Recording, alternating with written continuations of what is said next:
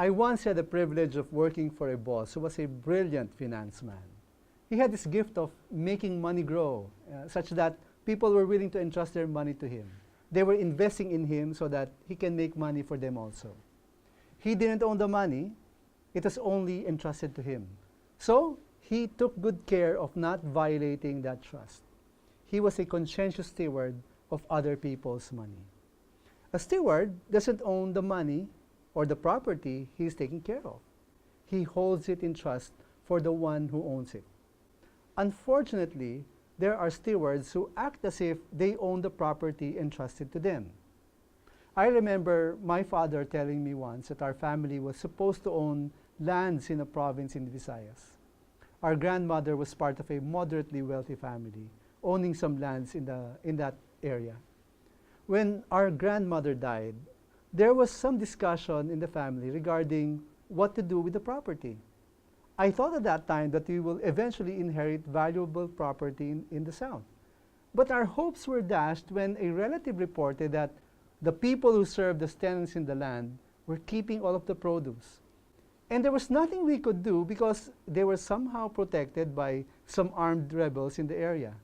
They acted as if they owned the land, stealing our family's share of the produce, and they got away with it. We call that a crime in our society. Our family has rights that were trampled upon. But if we really think about our situation a bit more deeply, we're doing pretty much the same thing to the true owners of everything we have.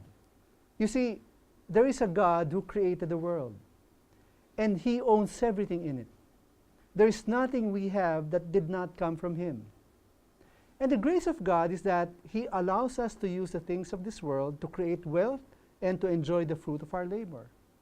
But we do so not as absolute owners, but as stewards of God's resources. We use these resources according to His will and not according to our whims. The Apostle Paul once gave this counsel to those who have accumulated wealth in this world. This is what he said: "As for the rich in this present age, charge them not to be haughty, nor to set their hopes on the uncertainty of riches, but on God, who richly provides us with everything to enjoy. They are to do good, to be rich in good works, to be generous and ready to share, thus storing up treasure for themselves as a good foundation for the future, so that they may take hold of that which is truly life." Do not spend your money as if the money you have is rightfully yours. God gave them to you by the riches of His grace. You were meant to be a blessing. Therefore, use your wealth to create jobs for others. Give money to the poor, to those who have no capability to lift themselves up from their poverty. Give to the mission of the church. So many more people need to hear the gospel of Jesus and His kingdom here in our country and abroad. Remember, in the stewardship of everything that God gave us, faith matters too.